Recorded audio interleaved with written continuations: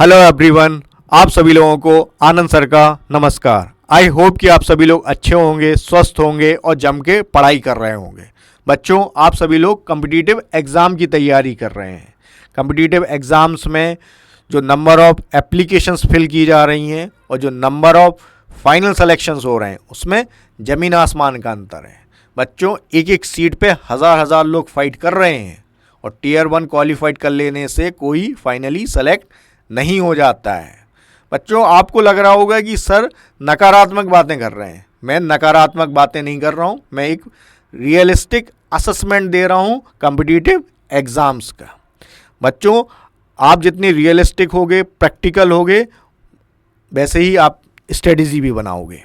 हमें कोई ideal situations provide नहीं की गई है, हमें रियलिस्टिक सिनारियो में रह के ही काम करना है, अपनी तैयारी करनी है।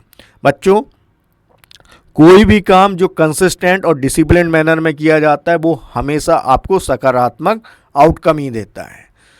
हमें अपने सिलेबस को समय रहते कवर करना है। हमें हर एक टॉपिक से जो स्टैंडर्ड क्वेश्चंस हैं उन्हें करना है। हमें प्रीवियस ईयर क्वेश्चंस भी कवर करने हैं। हमें मॉक टेस्ट भी लगाने हैं। हमें रिवीजन भी करना है और ये सब चीज़ें हमें समय रहते करना है। अच्छा, ये तो हो गया करने वाली चीज़ें। क्या नहीं करना है? हमें अननेसेसरी मोबाइल या लैपटॉप ज़्यादा नहीं चलाना है। ज़्यादा रिश्तेदारी या सामाजिक नहीं होना है। हमें क्लियर कट माइंडसेट होना चाहिए कि हम अपने एग्ज़ाम की तैयारी कर रहे हैं और ये समय आपके लिए सबसे ज़्यादा महत्वपूर्ण है। इसलिए कोई भी फालतू के काम मत करिएगा। बच्चों, आपकी इसी ज़रूरतों को ध्यान में रख के एग्ज़ामो प्लेटफॉर्म आपके लिए लेके आया है अभ्यास DPQ सीरीज़। इस DPQ सीरीज़ की खूबसूरती यह है कि ये आपकी कंसेप्चुअल क्लियरिटी में भी हेल्प करेगी। कंसेप्चुअल क्लियरिटी, ये आपके MCQ को कैसे अप्रोच करना है, प्रीवियस ईयर क्वेश्चंस की भी प्रैक्टिस आपको इसके माध्यम से हो जाएगी। ठीक है, ये आपके रिवीजन में बहुत हेल्पफुल है। रिवीजन वाला सेगमेंट भी आपका इससे अच्छे से हो जाएगा। बच्चों, मैं आनंद सर और GS GK की मैं एक्सपर्ट फैकल्टी हूँ। मैंने अपनी इंजीनियरिंग HBTI कानपुर से की हुई है।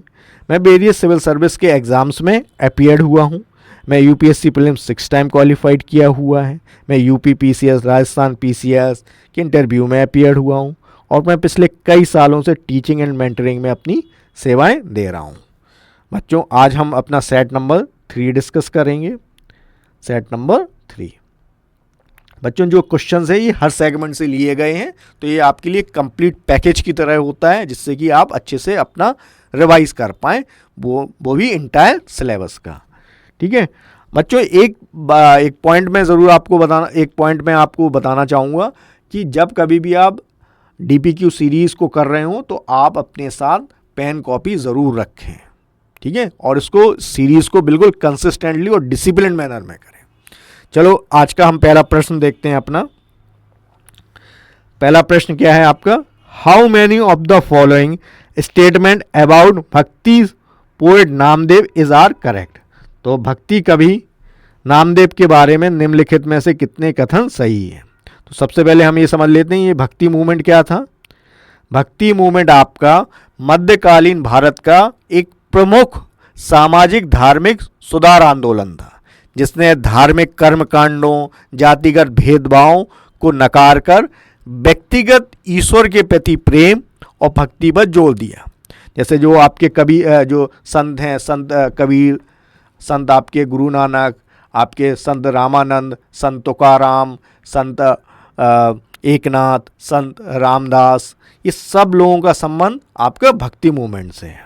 जैसे हिंदुज़म में आपका भक्ति मूवमेंट हुआ, उसी तरीके से इस्लाम में आपका क्या हुआ? आपका सूफिज़म। और ये टॉपिक आपका एग्जाम पॉइंट ऑफ व्यू से भी बहुत इंपॉर्टेंट है। ठीक है, जो संत नामदेव हैं ये आपके कहाँ से संबंध रखते हैं? ये महाराष्ट्र स्टेट से संबंध रखते हैं। ठीक है, चलो पहला स्टेटमेंट पढ़ते हैं हम।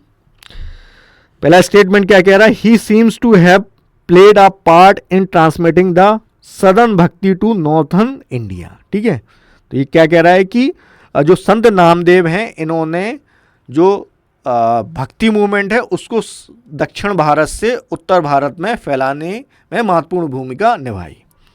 तो जो देखो भक्ति मूवमेंट की शुरुआत कहाँ होती है? भक्ति मूवमेंट की शुरुआत होती है आपकी साउथ इंडिया में, ठीक है, साउथ इंडिया में भक्ति मूवमेंट, इसकी शुरुआत होती है साउथ इंडिया में, साउथ इंडिया में 7th to 8th सेंचुरी। और ये अलवर और नायंवर जो संत थे उनको इसका श्रेय जाता है, अलवर एंड नायंवर संत। अच्छा, इसको साउथ इंडिया से जो नॉर्थ इंडिया में फैलाने का जो महत्वपूर्ण श्रेय किसको दिया जाता है? संत रामदास को, रामानंद जी को, रामानंद जी, ठीक है। रामदास जी नहीं, एक संत रामदास भी हैं, लेकिन उत्तर भारत में इसको किसको श्रेय जाता है? संत रामानंद, ठीक है। कबीर जी इन्हीं के शिष्य थे। अच्छा, जो संत आपके नामदेव हैं, इनके बारे में हम एक जीवन परिचय इनका समझ लेते हैं। संत नामदेव हैं, ये आपके इनका जो टाइम पीरियड होता है वो क्या होता है? 1270 से 1350 के बीच में ये रहते हैं। और संत नामदेव ने जो ईश्वर को किस स्वरूप में पूजा? विठोबा के रूप में, विठोबा, या इन्हीं को हम विट्ठल भी बोलते हैं, विट्ठल। और विठोबा विट्ठल को किससे आइडेंटिफाइड किया गया है? विष्णु से, विष्णु जी से, ठीक है। और इन्होंने बरखारी सेक्ट की स्थापना की थी, बरखारी सेक्ट, ठीक है। और इनका संबंध किस जगह से? इनका संबंध है आपका पंढरपुर, एक जगह है पंढरपुर महाराष्ट्र में, ये एक धार्मिक जगह है पंढरपुर। तो ठीक है, अब हम स्टेटमेंट पढ़ते हैं दोबारा से, ठीक है। तो पहला स्टेटमेंट तो आपका गलत हो जाएगा क्योंकि संत रामानंद ने महत्वपूर्ण भूमिका निभाई थी, ठीक है। ही फाउंडेड अ बरखारी सेक्ट, ये स्टेटमेंट आपका सही हो जाएगा। He was a devote follower of Kabir, वह कबीर के एक धर्मनिष्ठ अनुयायी थे, ठीक है। तो जो संत कबीर हैं, संत कबीर आपके 15th सेंचुरी में आते हैं। और इनका जो एरिया रहता है वो कहाँ? ये आपके बनारस वाले एरिया में होते हैं। और इनके गुरुजी कौन थे? संत रामानंद। तो ये स्टेटमेंट भी आपका गलत हो जाता है। तो सही जवाब क्या रहेगा आपका? सही जवाब आपका रहेगा ओनली 2, ठीक है,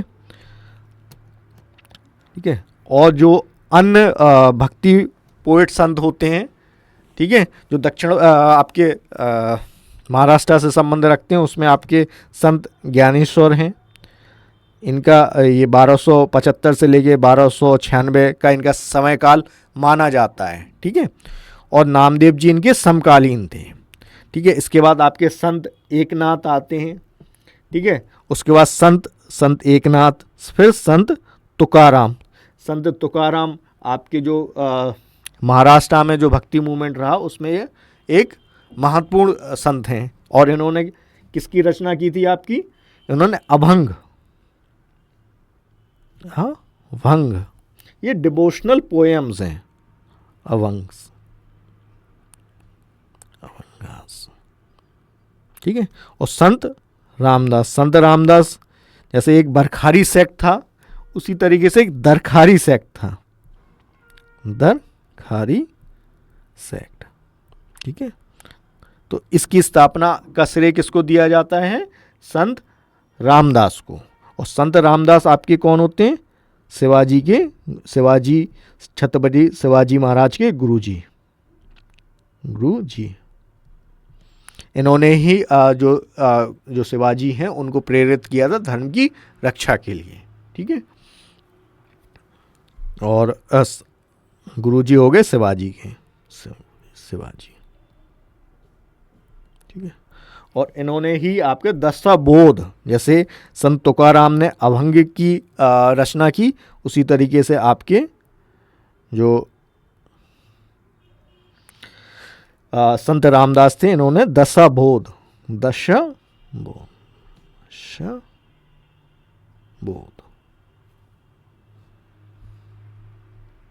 ठीक है। अच्छा, अगला प्रश्न देखते हैं हम।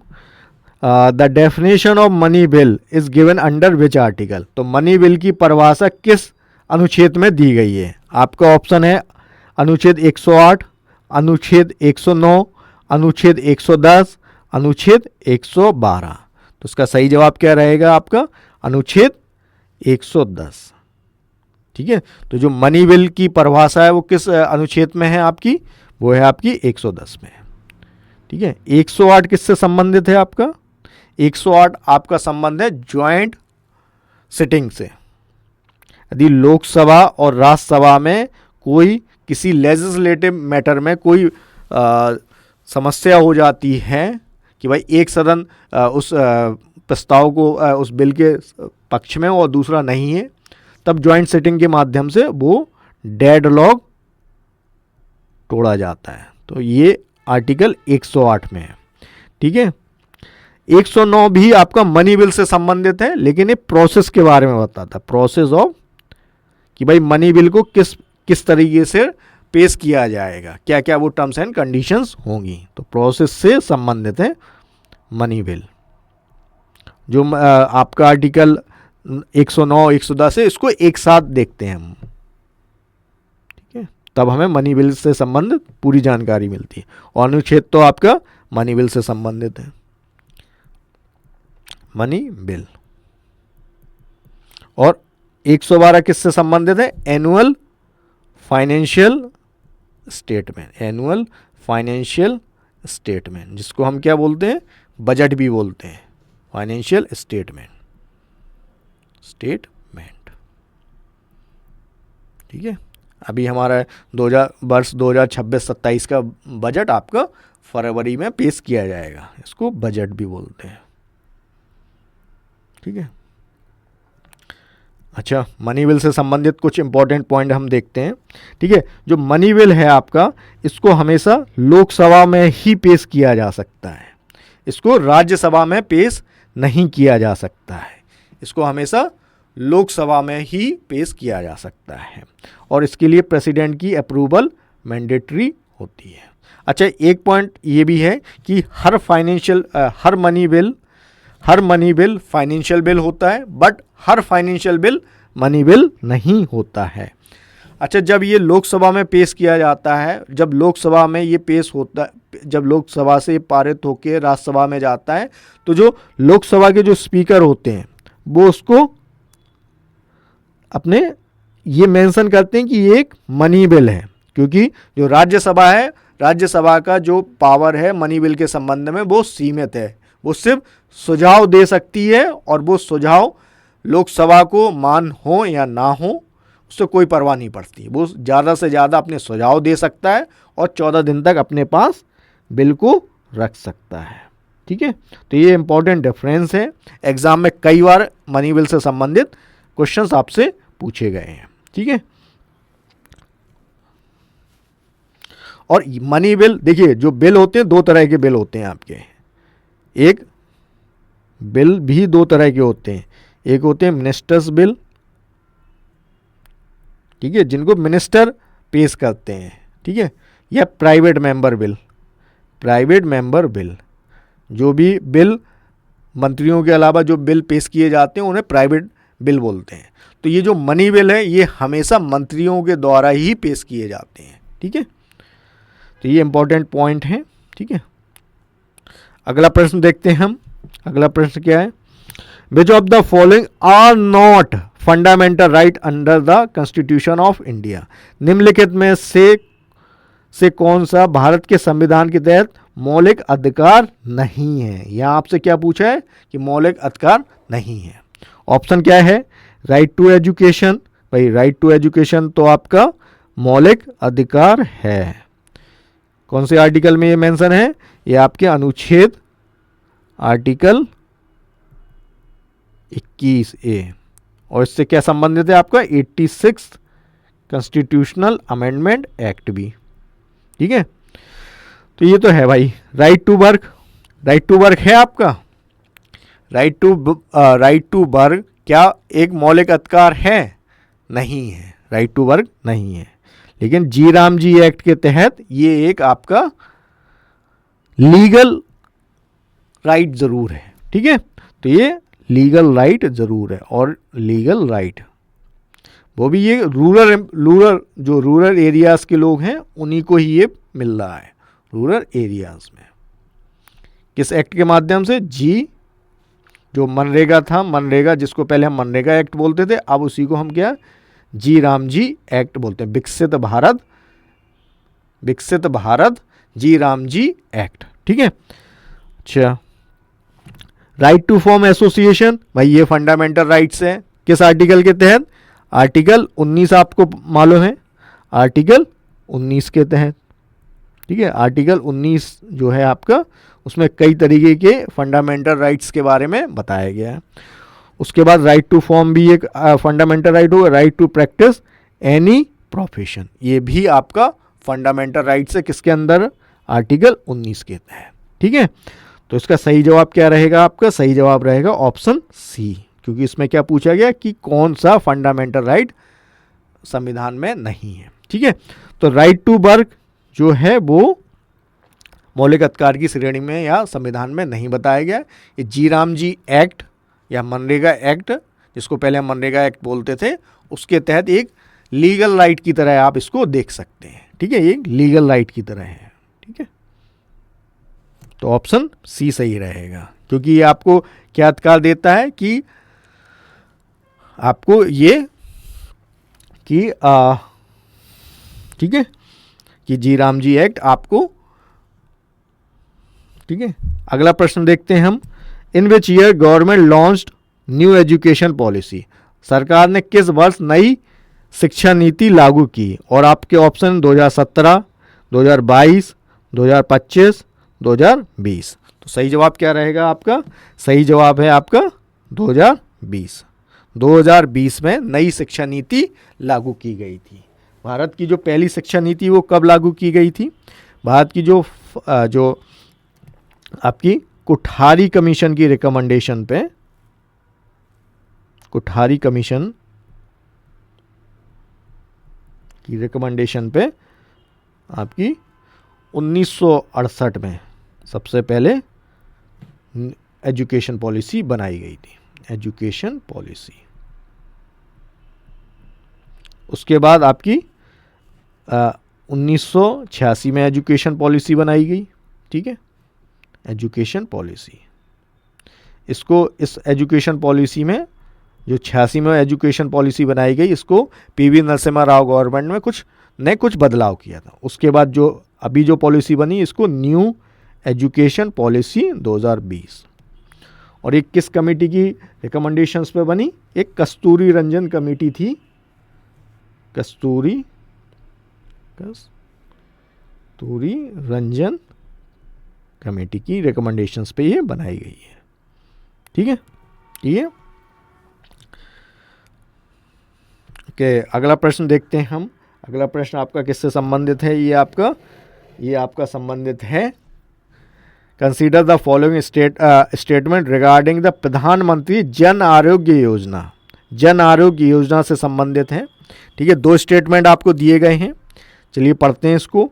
The National Health Authority is the apex body responsible for the implementation of प्रधानमंत्री Jan Arogya Yojana at the national level. ठीक है भाई, तो राष्ट्रीय स्तर पे राष्ट्रीय स्वास्थ्य प्राधिकरण पीएम जन आरोग्य योजना के क्रियान्वयन के लिए जिम्मेदार निकाय है। तो ये स्टेटमेंट आपका सही है, ये कथन सही है, क्योंकि जो नेशनल लेवल पे प्रधानमंत्री जन आरोग्य योजना को निर्वहन, इस पॉलिसी को इम्प्लीमेंट करने की किसको जिम्मेदारी है? नेशनल हेल्थ अथॉरिटी को। अगला प्रश्न पढ़ते हैं। Scheme was officially launched by prime minister Narendra Modi on September 23, 2018 इन रांची, झारखंड। तो ये स्टेटमेंट भी आपका सही है।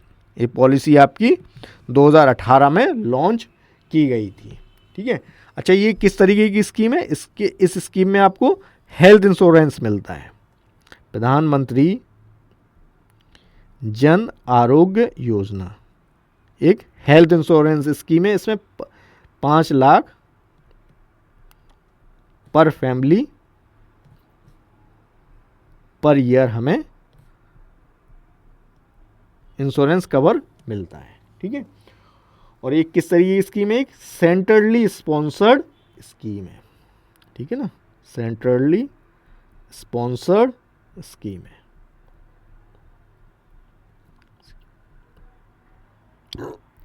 हेल्थ जो है आपका हेल्थ आपका स्टेट लिस्ट का सब्जेक्ट है। स्टेट लिस्ट का सब्जेक्ट है। ठीक है। जबकि एजुकेशन आपका कंकरेंट लिस्ट का सब्जेक्ट है। एजुकेशन आपका कंकरेंट लिस्ट का सब्जेक्ट है। ठीक है। तो सही जवाब क्या रहेगा? Option number C. अच्छा, आप मुझे कमेंट करके बताइएगा कि भारत के प्रथम स्वास्थ्य मंत्री कौन थे। ठीक है, ये कमेंट में आप मुझे बताइएगा। कि अगला प्रश्न देखते हैं। क्वेश्चन नंबर 6 डिस्कस करते हैं। Who among the following presented the main resolution on non cooperation movement at annual session of Congress in Nagpur in 1920। तो निम्नलिखित में से किसने 1920 में नागपुर के कांग्रेस के वार्षिक अधिवेशन में असहयोग आंदोलन पर मुख्य प्रस्ताव प्रस्तुत किया? ठीक है भाई, 1920 में आपका नॉन कोऑपरेशन मूवमेंट असहयोग आंदोलन की शुरुआत हुई थी। अब ये आपसे पूछ रहा है कि आपके कांग्रेस के किस सेशन में, जो सेशन कांग्रेस का नागपुर में हुआ उसमें किसने ये प्रस्ताव प्रस्तुत किया था। ठीक है। और आपके ऑप्शन है महात्मा गांधी, जवाहरलाल नेहरू, सियाल दास और मोतीलाल नेहरू। तो सही जवाब क्या रहेगा आपका? सही जवाब है आपका चित्तरंजन दास। ठीक है। चित्तरंजन दास जो आगे जाके स्वराज पार्टी की भी स्थापना करते हैं, इन्होंने ये प्रस्ताव पेश किया था। अच्छा, ये नागपुर सेशन की अध्यक्षता किसने की थी? नागपुर सेशन की अध्यक्षता की थी आपकी सी विजय राघवाचारी। ठीक है। और किसके नेतृत्व में हुआ था ये असहयोग आंदोलन? ये आपका non cooperation movement Mahatma Gandhi की लीडरशिप में हुआ था। ठीक है। अगला प्रश्न देखते हैं। ये किससे संबंधित है? आपका ज्योग्राफी वाले सेगमेंट से है ये। ओके, मैच द फॉलोइंग से संबंधित है। ठीक है। एक तरफ आइलैंड दिए गए हैं और उनकी लोकेशन। तो कॉन्टिनेंटल आइलैंड का संबंध किससे है? Continental island. तो इनमें से कौन सा जो है वो कॉन्टिनेंटल आइलैंड है? तो मेडागास्कर कैसा आपका आइलैंड है? ये एक कॉन्टिनेंटल आइलैंड है। ठीक है, कॉन्टिनेंटल आइलैंड। तो ए का संबंध किससे हो गया आपका? 2 से। अब हम ऑप्शंस चेक करेंगे। ऑप्शंस में देखो ऑप्शंस में देखो 2 कहाँ कहाँ शामिल है? ए में 2 शामिल है, बी में भी 2 शामिल है, बाकी सी और डी में 3 है। तो इन दोनों ऑप्शंस को हम एलिमिनेट कर देंगे। अब आप देखोगे, जब आपने ऐसा किया तो आप देखोगे कि जो डी वाला है उसमें दोनों ऑप्शंस में ही डी में 3 शामिल है। ठीक है। तो डी के बारे में हमें चिंता नहीं करनी कि डी का संबंध किससे होगा। तो डी का संबंध किससे है आपका? डी का संबंध है अंडमान एंड निकोबार से। ठीक है भाई। अब हमें क्या सोचना है? कोरल आइलैंड का संबंध किससे? कोरल आइलैंड का संबंध है आपका मालदीव से। तो बी किससे रिलेटेड है? बी आपका रिलेटेड हो गया, बी आपका रिलेटेड हो गया 4 से। तो सी आपका किससे संबंध हो गया? सी आपका संबंध हो गया 1 से। अब ऑप्शन इजीली आप आइडेंटिफाइड कर पाओगे कि ए हमारा सही जवाब है। ठीक है, ये हमारा सही विकल्प है। ठीक है, अगला प्रश्न पढ़ते हैं।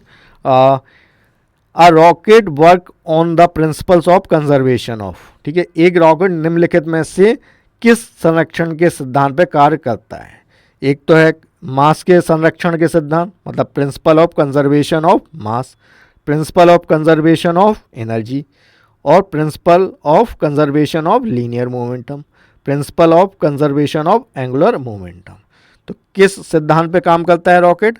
रॉकेट आपका काम करता है लीनियर मोमेंटम पे, ठीक है।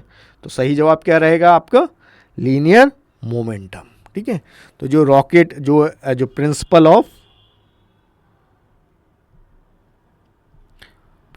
ऑफ कंजर्वेशन ऑफ मोमेंटम,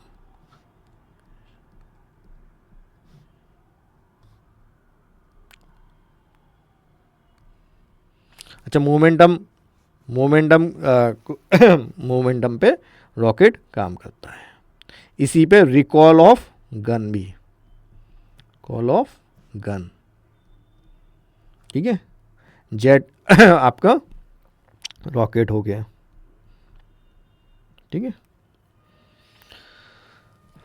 अगला प्रश्न देखते हैं हम। अगला प्रश्न किससे है आपका? ये आपका फोक डांस से संबंध है। Pandani, a folk singing style, involves the narration of tales from the Mahabharata, is most popularly associated with which Padma Vibhushan awardee, ठीक है। तो महाभारत की कहानियों के वर्णन पर आधारित लोक गायन शैली पांडवनी किस पद्म विभूषण विजेता से अधिक जुड़ी हुई है, ठीक है। और आपके ऑप्शन क्या है? गुलाबो सपेरा, तीजनबाई, शारदा सिन्हा और मालिनी अवस्थी। तो इसका सही जवाब क्या रहेगा आपका? सही जवाब है आपका तीजनबाई। तीजनबाई का संबंध किससे? आपका पाडवानी फोक स्टाइल से, ठीक है। और इनको किस अवार्ड से सम्मानित किया गया? पद्म विभूषण। 3 कैटेगरीज में दिए जाते हैं आपके पद्म अवार्ड। एक पद्म विभूषण, पद्म अवार्ड आपके 3 श्रेणी में दिए जाते हैं पद्म अवार्ड्स। अभी 26 जनवरी 25 जनवरी को ये अनाउंस भी हुए हैं नए। एक तो पद्म विभूषण,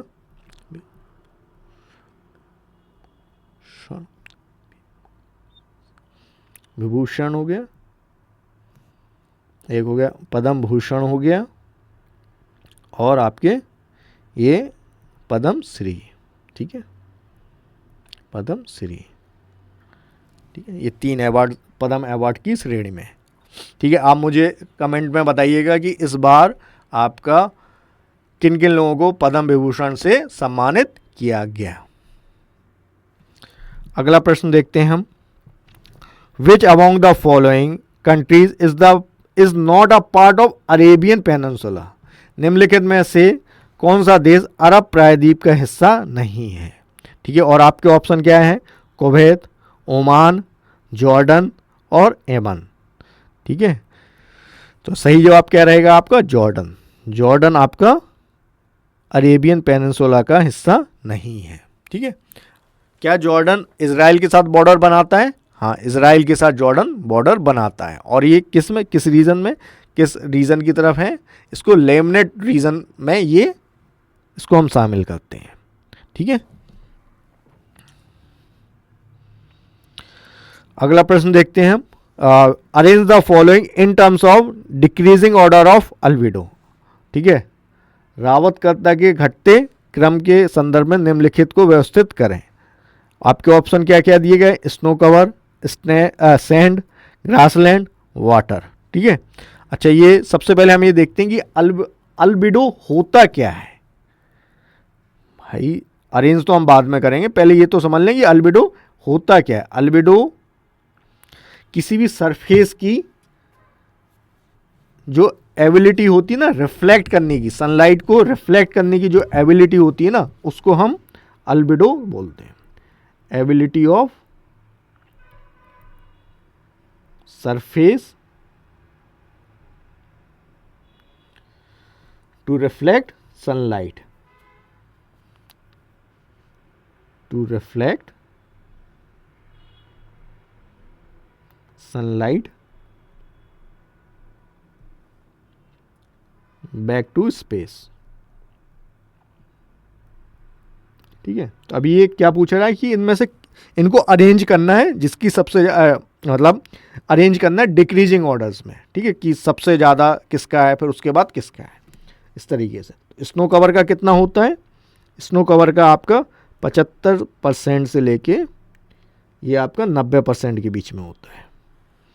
और सैंड का क्या होता है? सैंड का जो डेजर्टी सैंड होती है इसका होता है आपका 30 से 45% के बीच में। ग्रासलैंड का कितना होता है? ये आपका होता है 18 से 30% के बीच में, ठीक है। वाटर का कितना होता है आपका? 2 से 10% के बीच में। 2 से नहीं, ये आपका 3 से लेके 10% था, ठीक है। अब इसको बड़ा आसान है अरेंज करना, ठीक है। तो सबसे पहले क्या आएगा? स्नो कवर, ठीक है, फिर सैंड, फिर आएगा आपका ग्रासलैंड, फिर वाटर, ठीक है। अगला प्रश्न देखते हैं हम, ये क्वेश्चन नंबर 12 डिस्कस करते हैं हम। What is the primary function of a moderator in a nuclear reactor, ठीक है। एक परमाणु संयंत्र में, एक परमाणु रिएक्टर में मॉडरेटर की प्राथमिक कार्य क्या है? ऑप्शन क्या क्या दिए गए? To absorb extra neutron and stop the chain reaction, अतिरिक्त न्यूट्रॉन्स को एब्जॉर्ब करना और श्रृंखला अभिक्रिया को रोकना। दूसरा ऑप्शन क्या है? To increase the kinetic energy of neutrons, to reduce the speed of fast moving neutrons, तीव्र गति से चलने वाले न्यूट्रॉन्स की गति को कम करने के लिए। और चौथा क्या है? विघटन घटना के बाद रिएक्टर कोर को ठंडा रखना। तो सही जवाब क्या रहेगा आपका? इसका सही जवाब है आपका ऑप्शन नंबर 3, तीव्र गति से चलने वाले न्यूट्रॉन्स की गति को कम करना, ठीक है। तो ये तो हो गया मॉडरेटर। मॉडरेटर क्या होता है? देखिए, जो आपकी जो न्यूक्लियर रिएक्टर होता है, ये किस सिद्धांत पे काम करता है? न्यूक्लियर रिएक्टर, ये आपका न्यूक्लियर फिजन पे काम करता है। Nuclear fission, nuclear fission. इसमें क्या करते हैं हम? जो यूरेनियम होता है आपका, यूरेनियम 235, ठीक है, 92, इसकी बॉम्बार्डमेंट किससे करते हैं? न्यूट्रॉन से, न्यूट्रॉन से। और इससे हमें क्या मिलता है? बेरियम मिलता है हमें,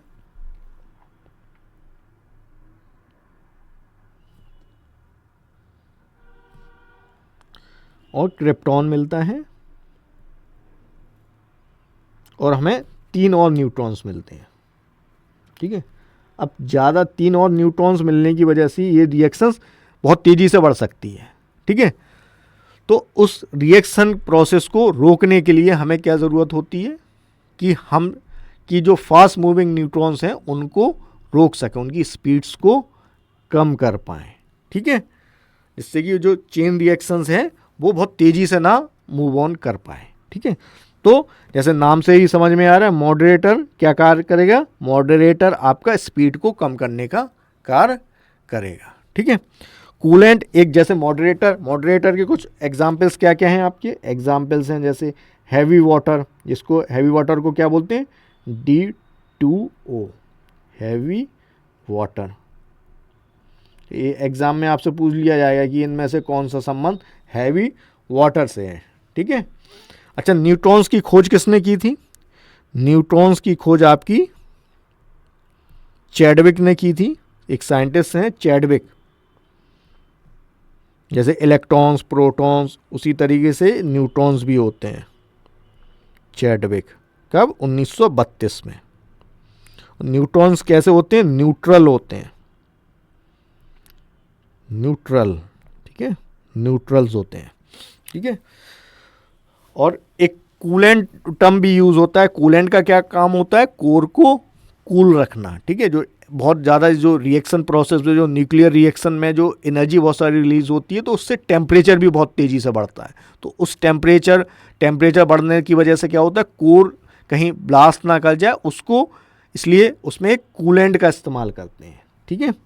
तो कूलेंट का काम होता है टेम्परेचर को मेंटेन करना, और मॉडरेटर स्पीड को मेंटेन करना, जो रिड्यूस करना फास्ट मूविंग न्यूट्रॉन्स की।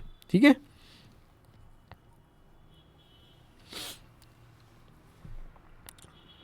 अच्छा, इस वाले प्रश्न में जो ऑप्शन नंबर ये है, इसमें क्या है कि देखिए इसमें क्या बोल रहा है आपसे कि to absorb extra neutron and stop the chain reaction. हमें न्यूक्लियर फ्यूजन रिएक्शन में कंट्रोल, जो न्यूक्लियर रिएक्टर होता है उसमें कंट्रोल्ड न्यूक्लियर फिजन होता है, कंट्रोल्ड न्यूक्लियर फिजन होता है। और जो न्यूक्लियर बम बनाया जाता है उसमें अनकंट्रोल्ड न्यूक्लियर फिजन रिएक्शन चल रही होती है। ठीक है ना, तो इसका सही जवाब क्या रहेगा? सही जवाब आपका सी ऑप्शन रहेगा। अगला प्रश्न क्या है? अगला प्रश्न देखते हैं, विच of the following statement is not correct regarding प्रधानमंत्री जन धन योजना। ठीक है, ये चार स्टेटमेंट आपको दिए गए हैं, उसमें से कौन सा गलत है? It was launched on August 28, 2014। ठीक है, under Pradhan Mantri Jan Dhan Yojana account can be opened with no minimum balance requirement. ठीक है भाई, ये स्टेटमेंट भी आपका सही है, ये स्टेटमेंट पहला स्टेटमेंट भी आपका सही है, दूसरा स्टेटमेंट भी आपका सही है। तीसरा पढ़ते हैं, it is implemented by union finance ministry. भाई ये स्टेटमेंट भी आपका सही है। ठीक है, ऑप्शन नंबर डी देखते हैं, it does not provide inbuilt accidental insurance. तो ये स्टेटमेंट आपका गलत है, क्योंकि जो रुपे कार्ड आपको प्रोवाइड किया जा रहा है उसमें इनबिल्ड एक्सीडेंटल इंश्योरेंस शामिल है। ठीक है, तो ये स्टेटमेंट आपका गलत हो जाएगा। तो सही जवाब क्या रहेगा आपका? डी, क्योंकि इसमें क्या पूछ रहा है आपसे कि इनमें से कौन सा गलत है। ठीक है, और ये जो प्रधानमंत्री जन धन योजना है ये गवर्नमेंट की फ्लैगशिप स्कीम है, इसलिए भी ये इससे क्वेश्चंस आने की बहुत संभावनाएं बनी रहती हैं। अगला प्रश्न देखते हैं। Okay, which of the following is a mask based folk dance from eastern India, Jharkhand, Orissa, west Bengal that was recognised by UNESCO. ठीक है, और आपके निम्नलिखित में से कौन सा पूर्वी भारत, झारखंड, उड़ीसा, पश्चिम बंगाल का मुखौटा आधारित लोक नृत्य है जिसे यूनेस्को द्वारा मान्यता प्राप्त है? आपके ऑप्शंस क्या हैं? यक्षगान, छऊ, तांगटा और गोटी पुआ। तो सही जवाब क्या है आपका? सही जवाब है आपका छऊ। छऊ डांस, जिसको मिनिस्ट्री ऑफ कल्चर इस छऊ को क्या है? 9th क्लासिकल डांस भी मानती है। इसको कौन मानता है? Ministry of culture.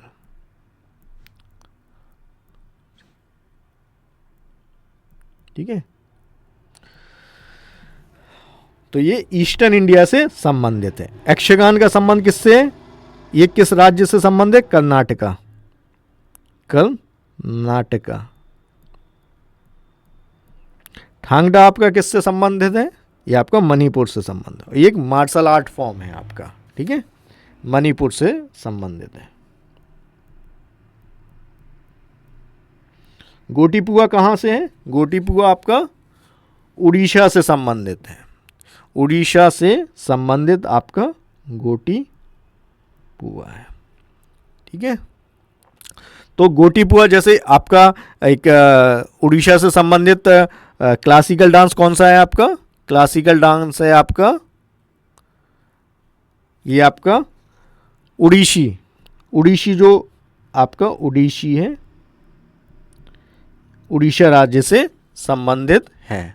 ठीक है, तो ये आपके और दूसरे अन्य जो आपके दूसरे क्या बोलते हैं उसको, भरतनाट्यम है आपका, कथक है। ठीक है, कथक हो गया, कथक कली हो गया, मोहिनी अट्टम हो गया है, सतारिया, ये सब आपके क्लासिकल डांस हैं। ठीक है, अगला प्रश्न देखते हैं। The internal emergency in India was imposed by president Fakhruddin Ali Ahmed on the advice of PM Indira Gandhi during which period? तो भारत में आंतरिक आपातकाल राष्ट्रपति फखरुद्दीन अली अहमद द्वारा प्रधानमंत्री इंदिरा गांधी की सलाह पर किस अवधि के दौरान लागू किया गया था?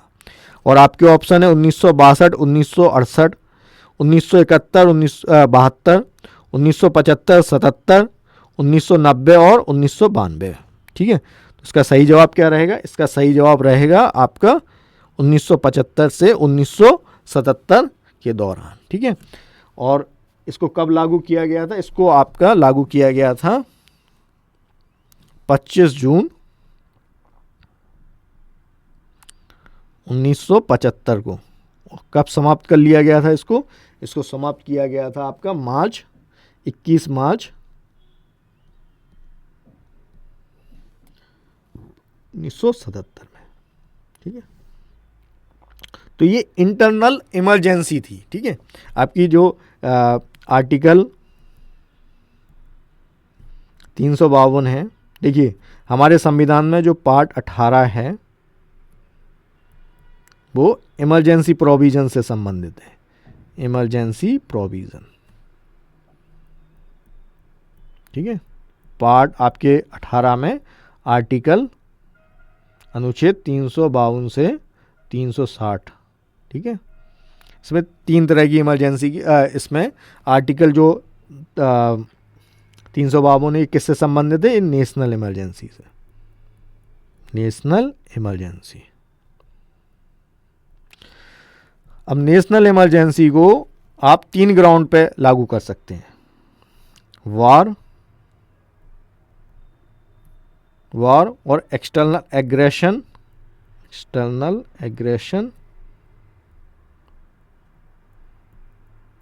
और आर्म्ड रेवेलियन। पहले क्या था? पहले था आपका इंटरनल डिस्टर्बेंस था। इंटरनल डिस्टर्बेंस तो 44 में संविधान संशोधन के माध्यम से, कॉन्स्टिट्यूशनल अमेंडमेंट के माध्यम से आर्म्ड रेवेलियन को जोड़ा गया इंटरनल डिस्टर्बेंस की जगह पे। ठीक है, और अभी तक कितनी बार, यदि आपसे कोई पूछे कि कितनी बार इमरजेंसी लागू की गई, 3 बार लागू की गई। और जो फर्स्ट टाइम लागू की गई थी वो कब की गई थी? फर्स्ट टाइम आपकी लागू की गई थी 1962 में। फर्स्ट टाइम इमरजेंसी थी, लेकिन ये किस ग्राउंड पे था? वॉर के ग्राउंड पे था। ठीक है, और नेशनल आपसे क्या पूछा जा रहा है? Internal emergency. ठीक है ना, तो इंटरनल इमरजेंसी आपकी 25 जून 1975 को लागू की गई थी। ठीक है,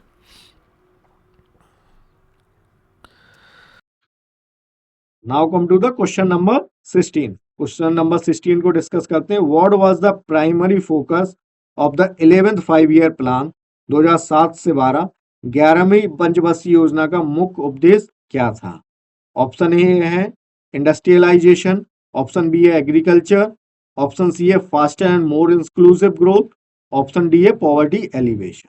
ठीक है, तो ये आपसे पूछ रहा है कि 2000 जो 11वीं पंचवर्षीय योजना थी, जो कि 2007 से लेके 2012 के बीच में ये योजना चली, उसका मुख्य उद्देश्य क्या था? तो इसका सही जवाब है आपका तीव्र और अधिक समावेशी विकास, faster and more inclusive growth. C सही रहेगा। ठीक है, और जो 12th 5-year प्लान रहा आपका, 12th 5-year प्लान, इसका टाइम पीरियड कितना था आपका? 2012 से लेके 2017 के बीच में। और इसका क्या प्राइमरी ऑब्जेक्टिव था आपका? प्राइमरी ऑब्जेक्टिव इसका था faster, sustainable and more exclusive. Faster, sustainable and more inclusive. Exam में ये पूछ लिया जाता है कि भाई आप 12th 5-year प्लान का क्या ऑब्जेक्टिव था। 12th 5-year प्लान के बाद हम लोगों ने जो 5-year प्लानिंग की जो प्रोसेस थी उसको समाप्त कर दिया। और ये जो 5-year प्लान्स का जो कंसेप्ट है, ये हमने कहाँ से लिया था? ये हमने यूएसएसआर से लिया था, 5-year प्लान्स। कि हम कहाँ से इंस्पायर्ड हुए थे, ये इंस्पायर्ड हम हुए थे यूएसएसआर से, ठीक है, यूएसएसआर। अगला प्रश्न देखते हैं, question number 17। The rolling plan concept was introduced during 1978-1980 by which government. ठीक है, रोलिंग प्लान की अवधारणा को 1978-80 के दौरान किस सरकार के द्वारा पेश किया गया था। ठीक है, रोलिंग प्लान के बारे में है ये वो, और ये रोलिंग प्लान कब लागू किया गया, मतलब किस गवर्नमेंट ने इसको लागू किया था। और आपके ऑप्शन क्या है, इंडियन नेशनल कांग्रेस की गवर्नमेंट में, जनता पार्टी गवर्नमेंट में, भारतीय जनता पार्टी की, या कम्युनिस्ट पार्टी ऑफ इंडिया की। तो उसका सही जवाब क्या है आपका, सही जवाब है आपका जनता पार्टी गवर्नमेंट ने रोलिंग प्लान की शुरुआत की थी। ठीक है, रोलिंग प्लान की शुरुआत की थी, तो बी आपका सही जवाब रहेगा। ओके, अगला प्रश्न देखते हैं हम। Which article empowers the president to appoint the prime minister of India. ठीक है, भारत के प्रधानमंत्री की नियुक्ति का अधिकार राष्ट्रपति को किस अनुच्छेद के अंतर्गत प्राप्त है। आपके ऑप्शंस क्या हैं, अनुच्छेद 63, अनुच्छेद 75, अनुच्छेद 76, अनुच्छेद 61। तो आपका सही जवाब क्या रहेगा, आपका सही जवाब रहेगा ऑप्शन बी, आर्टिकल 75। तो आर्टिकल 75 के माध्यम से राष्ट्रपति प्रधानमंत्री को नियुक्त करता है। ठीक है, और बाकी जो अन्य मंत्री हैं उनको किसके माध्यम से कौन अपॉइंट करता है, प्रधानमंत्री की सलाह पे राष्ट्रपति करते हैं। ठीक है ना, तो जो आर्टिकल 75 है ना, ये आपका किससे संबंधित है, appointment of prime minister, PM, other जो क्या बोलते हैं, सेंट्रल मिनिस्टर्स जो हैं आपके। ठीक है, सेंट्रल मिनिस्टर, कितनी तरह के सेंट्रल मिनिस्टर्स होते हैं आप कमेंट में करके बताइएगा। कलेक्टिव रिस्पॉन्सिबिलिटी से भी संबंधित है ये आर्टिकल, कि कलेक्टिव रिस्पॉन्सिबिलिटी।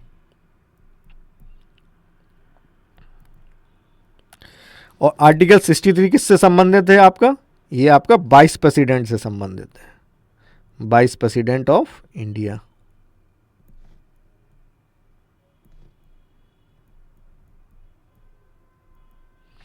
आर्टिकल 76 किससे संबंधित है आपका, अटॉर्नी जनरल से संबंधित है। ठीक है, और आर्टिकल 61 किससे संबंधित है, ये आपका जो राष्ट्रपति की महाभियोग प्रक्रिया है, impeachment, process of impeachment, process of impeachment of president. President को किस आधार पर हटा सकते हैं, for the violation of constitution, violation of constitution, of constitution. Okay, अगला प्रश्न देखते हैं। In which year and city where the first ever Asian games held. एशियाई खेलों का पहला आयोजन किस वर्ष और किस शहर में हुआ था। और आपके ऑप्शंस क्या क्या हैं, 1954 मनीला, 1951 न्यू दिल्ली, 1958 टोक्यो, और 1962 जकार्ता। तो इसका सही जवाब क्या रहेगा, सही जवाब है आपका 1991 1951 न्यू दिल्ली। ठीक है, उस समय भारत के राष्ट्रपति कौन थे, डॉक्टर राजेंद्र प्रसाद, राजेंद्र प्रसाद। ठीक है, भारत में जो एशिया खेल का जो प्रथम आयोजन हुआ था वो भारत में नई दिल्ली में प्रसाद।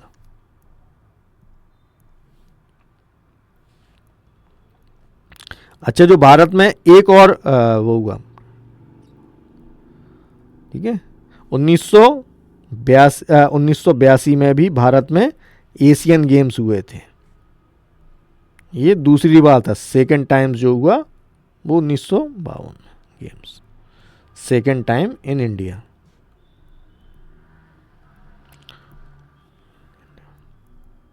और उस समय राष्ट्रपति कौन थे, उस समय राष्ट्रपति थे हमारे प्रेसिडेंट ज्ञानी ज्ञानी जैल सिंह, यानी जैल सिंह। ठीक है। और प्राइम मिनिस्टर कौन थे? प्राइम मिनिस्टर थी श्रीमती इंदिरा गांधी। ठीक है। ओके, अगला प्रश्न देखते हैं, क्वेश्चन नंबर 20 डिस्कस करते हैं।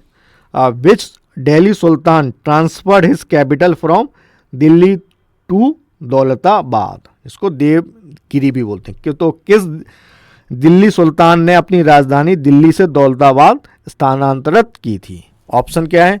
मोहम्मद बिन तुगलक, फिरोज शाह तुगलक, कुतुबुद्दीन ऐबक और इल्तुतमिश। तो आपका सही जवाब क्या रहेगा? सही जवाब है आपका मोहम्मद बिन तुगलक। मोहम्मद बिन तुगलक ने अपनी कैपिटल ट्रांसफर की थी। ठीक है ना। तो दिल्ली सल्तनत में आप कितनी डायनेस्टी देखते हो? 5 डायनेस्टी देखते हो दिल्ली सल्तनत में। पहली कौन सी होती है? Slave dynasty. स्लेव, इसको मामलुक डायनेस्टी भी बोलते हैं, मामलुक। इनका पीरियड कितना रहता है आपका? 1206 से लेके 1290। उसके बाद कौन आते हैं? खिलजीज आते हैं। स्लेव के बाद कौन आएगा? खिलजी। खिलजी का टाइम पीरियड कितना रहता है? 1290 से लेके 1320। और 1320 में आते हैं आपके तुगलक। तुगलक के फाउंडर कौन थे आपके? गयासुद्दीन तुगलक। ठीक है। तुगलक आते हैं आपके 1320 से लेके आपके 1414। उसके बाद कौन आते हैं? सैयद। तुगलक के बाद सैयद का पीरियड कितना रहता है आपका? 1414 के 20 से लेके 1551। ये चीज़ बार बार आप जब रिवाइज करोगे तो ऑटोमेटिकली आपको पीरियड भी याद हो जाते हैं और इससे हेल्प मिलती है आपको। उसके बाद लोधी आते हैं। सैयद के बाद कौन? लोधी। ठीक है। और लोधी के बाद आते हैं आपके मुगल्स। फिर आता है start 1526 battle of Panipat, Babur. ठीक है। तो मोहम्मद बिन तुगलक, और मोहम्मद बिन तुगलक का पीरियड कितना रहता है? 1325 से लेके। ठीक है। बहुत सारे एक्सपेरिमेंट किए थे मोहम्मद बिन तुगलक ने। तो उनमें से एक एक्सपेरिमेंट था कि उन्होंने अपनी कैपिटल को ट्रांसफ़र कर दिया था दौलताबाद। और लॉजिक ये था कि वो दौलताबाद से पूरे भारत को नियंत्रण करना चाह रहे थे, उत्तर भारत को भी, दक्षिण भारत को भी। ठीक है। लेकिन कुछ समय बाद उनका ये एक्सपेरिमेंट फेल हो जाता है। ठीक है। अगला प्रश्न देखते हैं। अगला प्रश्न है आपका, with reference to the dual government in Bengal. 1765 से 1772 के बीच में ड्यूअल गवर्नमेंट रहती है बंगाल में। Consider the following. तो बंगाल में जो ड्यूअल गवर्नमेंट के संदर्भ में निम्नलिखित कथनों पर विचार करें। ठीक है। तो ये ड्यूअल गवर्नमेंट क्या थी आपकी? देखो, जो आपकी 1764 में बैटल ऑफ बक्सर होती है। बैटल ऑफ बक्सर में कौन जीतती है? विनर ईस्ट इंडिया कंपनी बनती है। Winner east India company. East India company ने फिर एक ट्रीटी साइन की थी, ट्रीटी ऑफ इलाहाबाद।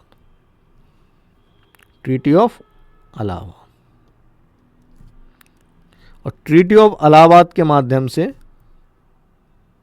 ठीक है, ट्रीटी ऑफ इलाहाबाद के माध्यम से जो ईस्ट इंडिया कंपनी होती है उसको बंगाल की दीवानी राइट मिल जाते हैं। बंगाल के दीवानी राइट का मतलब होता है कि वो वहाँ के टैक्स कलेक्ट कर सकते थे, लैंड रेवेन्यू जो होते थे उसको कलेक्ट कर सकते थे। ठीक है। तो इस ड्यूअल गवर्नमेंट में होता क्या है? ड्यूअल गवर्नमेंट में ये रॉबर्ट क्लाइव से संबंधित है ड्यूअल गवर्नमेंट, क्योंकि ये ट्रीटी ऑफ इलाहाबाद कब किसने साइन की थी? रॉबर्ट क्लाइव के नेतृत्व में ये साइन की गई थी। डुअल गवर्नमेंट में क्या होता है कि जो ईस्ट इंडिया कंपनी को दीवानी राइट मिल जाता है। अब ईस्ट इंडिया कंपनी सिर्फ टैक्स कलेक्शन का काम करेगी, मतलब वो टैक्स तो वसूल कर सकती है लेकिन उसके अलावा और कोई काम नहीं करेगी। वो जो जितने भी एडमिनिस्ट्रेशन के काम थे, निज़ामत वाले जो काम थे, वो नवाब करने, बंगाल का जो नवाब था उसको करना था। तो tax east India company collect कर रही थी और एडमिनिस्ट्रेशन का काम नवाब कर रहा था। तो इसी को बोलते हैं डुअल गवर्नमेंट इन बंगाल। तो इसको किसने समाप्त किया था? आपके ऑप्शंस हैं, इससे संबंधित आपको ऑप्शंस देखने हैं, ठीक है। It leads to the decline of effective law and order in the countryside, ठीक है भाई ठीक है। It strengthen the nawab independent authority, भाई नवाब तो अब निर्भर हो गए थे ना ईस्ट इंडिया कंपनी पे। It aggravated the Bengal famine of 1769-70। It was abolished in 1772 by Warren Hastings. तो इसका जो सही, सबसे सही जवाब रहेगा वो आपका ऑप्शन नंबर डी रहेगा, ठीक है। देखो वारेन हेस्टिंग ने डुअल गवर्नमेंट को अबॉलिश कर दिया था 1772 में, 1772 में, ठीक है। यदि इसके और भी देखो, इस डुअल गवर्नमेंट की वजह से जो लॉ एंड ऑर्डर की सिचुएशन थी वो भी खराब हुई थी, ठीक है। लॉ एंड ऑर्डर की भी सिचुएशंस खराब हुई थी, लेकिन जो नवाब की जो इंडिपेंडेंट अथॉरिटी थी वो कंप्रोमाइज हो गई थी। अब जो नवाब है वो निर्भर है किस पे? ईस्ट इंडिया कंपनी पे, ठीक है। और इसने कहीं ना कहीं जो बंगाल फेमीन हुआ था उसकी भी स्थिति को भी गंभीर बना दिया था। लेकिन अब आपको इन 4 विकल्पों में से किसी एक विकल्प को चुनना है। देखो ये विकल्प भी सही है, ये विकल्प भी सही है, ये विकल्प भी सही है, ठीक है। लेकिन जो सबसे ज़्यादा सही यदि आपसे कोई पूछा जाए इन चारों में से, तो आप डी को फिल कर सकते हो, ठीक है। बट मैं आपको यही कहूँगा ये तीनों स्टेटमेंट सही है, आपके ए भी सही है, सी भी सही है और डी भी सही है। लेकिन जो सबसे जो सबसे ज़्यादा सही रहेगा वो डी वाला ही रहेगा, ठीक है। ओके, अगला प्रश्न देखते हैं। A pulse is felt due to the rhythmic contraction and relaxation of, ठीक है। नाड़ी निम्नलिखित में से किस लयबद्ध संकुचन और शिथिलन के कारण महसूस होती है? ठीक है, हृदय के कक्षों का, ठीक है, सिराओं में मौजूद वाल्वों का, महाधमनियों और मुख्य धमनियों का, और हृदय और वाल्वों का। तो सही जवाब क्या रहेगा? इसका सही जवाब है आपका सी ऑप्शंस, ठीक है। सी ऑप्शंस आपका सही जवाब है, ठीक है। कमेंट में आप मुझे बताइए कि पल्स रेट, ह्यूमंस की पल्स रेट कितनी होती है? ह्यूमन पल्स रेट कितनी होती है? ह्यूमन पल्स रेट कितनी होती है? ठीक है, ओके। अगला प्रश्न देखते हैं। अगला प्रश्न किससे संबंधित है आपका? Who was the first scholar to decipher the inscription of Ashoka? तो अशोका के शिलालेखों को समझने वाले विद्वान कौन थे? और आपके ऑप्शंस क्या क्या हैं? आपके ऑप्शंस हैं अलेक्जेंडर कनिंगम, आपके ऑप्शन है Alexander Cunningham, James Prinsep, Mortimer Wheeler और जॉन मार्शल। तो सही जवाब क्या रहेगा इस प्रश्न का? इसका सही जवाब है आपका जेम्स प्रिनिप। जेम्स प्रिनिप ने जो स्क्रिप्ट थी उसको पढ़ा था, जो ब्रह्मी स्क्रिप्ट है जिसमें जो अशोका के शिलालेख हैं वो मुख्यतः आपके ब्रह्मी स्क्रिप्ट में लिखे गए हैं, ब्रह्मी स्क्रिप्ट में, ठीक है। जो नॉर्थ वेस्ट एरिया था उस समय जो था उसमें आपका क्या बोलते उसको, खरोस्ती स्क्रिप्ट भी चलती थी। तो अशोका के जो शिलालेख हैं उसमें आपको ब्राह्मी स्क्रिप्ट भी देखने को मिलती है, आरामिक स्क्रिप्ट और खरोस्ती भी देखने को मिलती है, ठीक है। तो जेम्स प्रिनिप ने ब्राह्मी स्क्रिप्ट को डिसिफर किया था, जिसके माध्यम से अशोका की शिलालेख को पढ़ा गया। अलेक्जेंडर कनेम कौन है? आपके फर्स्ट डायरेक्टर जनरल किसके हैं? Director general archaeological survey of India. Director general of archaeological survey of India, भारतीय पुरालेख के ये डायरेक्टर जनरल थे, फर्स्ट डायरेक्टर जनरल। और जॉन मार्शल कौन है? जॉन मार्शल के टाइम में ही आपकी जो इंडस वैली सिविलाइजेशन की खोज हुई थी वो जॉन मार्शल के टेन्योर में हुई थी, जब John Marshall archaeological survey of India के डायरेक्टर जनरल थे। तो उस टाइम पे ये आपकी हड़प्पन सिविलाइजेशन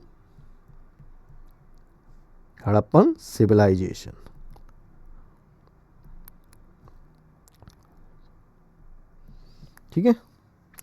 अगला प्रश्न देखते हैं। अगला प्रश्न पढ़ते हैं, क्या है? Who was the first Indian athlete to win an individual gold medal at the Olympic game? Olympic खेलों में व्यक्तिगत स्वर्ण पदक जीतने वाले पहले भारतीय एथलीट कौन थे? ठीक है। तो भाई ओलंपिक में, जो ओलंपिक गेम होता है उसमें प्रथम भारतीय इंडिविजुअल कैटेगरी में कौन था? और आपके ऑप्शंस क्या हैं? Neeraj Chopra, Abhinav Bindra, PT Usha, Leander pace. ठीक है। तो इसका सही जवाब क्या रहेगा? इसका सही जवाब है आपका अभिनव बिंद्रा। अभिनव बिंद्रा फर्स्ट इंडियन है जिन्होंने इंडिविजुअल कैटेगरी में गोल्ड मेडल जीता था आपका ओलंपिक गेम्स में। तो इन्होंने किस ओलंपिक में जीता था? ये आपका 2008 बीजिंग ओलंपिक में, बीजिंग ओलंपिक। और इनका किस खेल से संबंध है? अभिनव बिंद्रा का किस खेल से संबंध है? इनका संबंध है आपका एयर राइफल से। ठीक है। इनका संबंध है आपका 10 मीटर एयर राइफल से। ठीक है। तो ये फर्स्ट इंडियन है जिन्होंने ओलंपिक में इंडिविजुअल कैटेगरी में गोल्ड मेडल जीता। नीरज चोपड़ा कौन है? नीरज चोपड़ा के बारे में आप सभी लोग जानते हैं। नीरज चोपड़ा का किस खेल से संबंध है? नीरज चोपड़ा का संबंध है आपका जैवलिन थ्रो से। चोपड़ा जैवलिन से।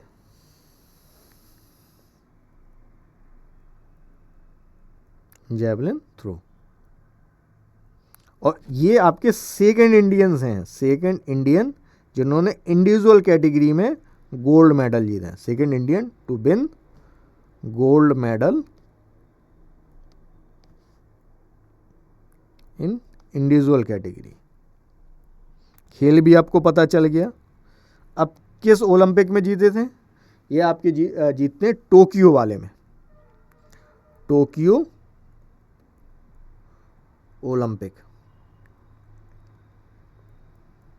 2020। ठीक है। और ये 2020 वाला जो ओलंपिक था ये 2021 में हुआ था आपका। ठीक है। और ये आपके फर्स्ट इंडियन हैं जिन्होंने वर्ल्ड एथलेटिक चैंपियनशिप भी जीती। फर्स्ट इंडियन जिन्होंने वर्ल्ड एथलेटिक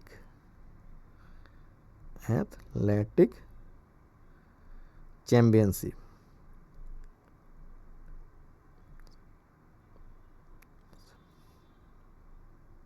ये कब हुई थी? बुडापेस्ट में हुई थी 2030 में।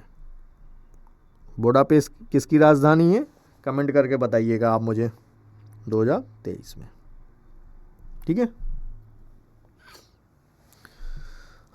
और कहाँ कहाँ पे नीरज चोपड़ा जी ने आपके गोल्ड मेडल जीते? ठीक है। पीटी ऊषा किससे संबंधित है आपका? कमेंट में बताइएगा। लिएंडर पेस किस खेल से संबंधित है? ये भी आप बताइएगा।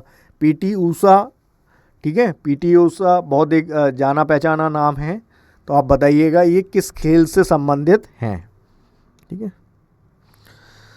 ओके, अगला प्रश्न देखते हैं। अगला प्रश्न किससे संबंधित है? Which commission recommended the establishment of Reserve Bank of India?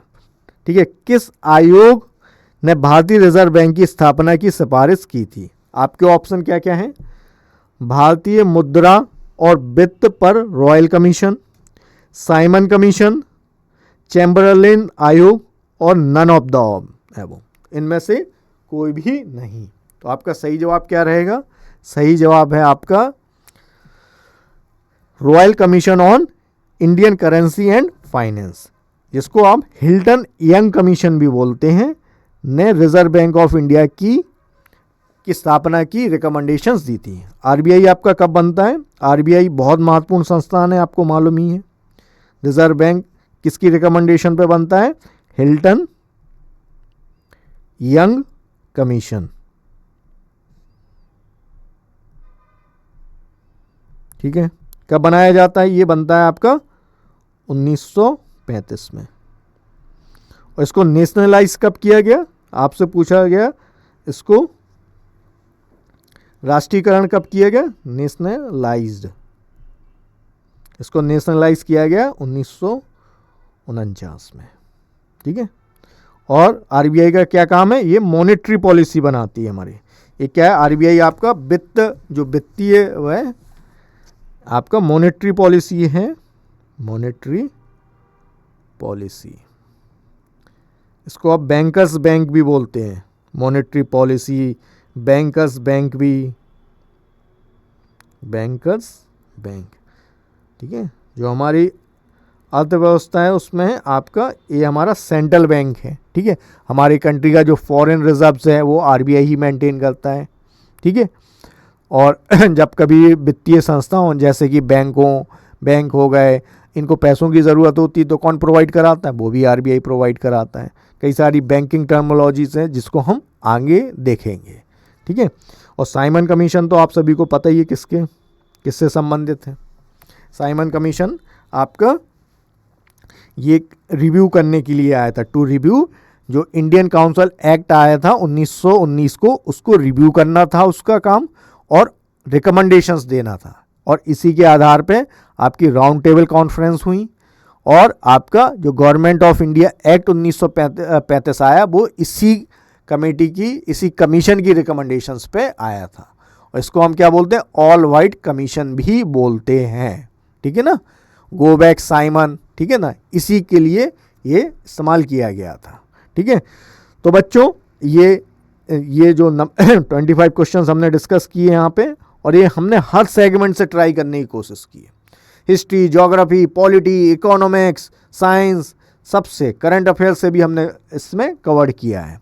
बच्चों आप पढ़ाई कहीं पे भी करो, प्रैक्टिस यहीं से करना है आपको। ठीक है, और आप जब इस तरीके से करेंगे ना तो आपका पूरा मतलब 1 घंटे में आप पूरा जनरल अवेयरनेस का पूरा सिलेबस को रिवाइज कर लेंगे।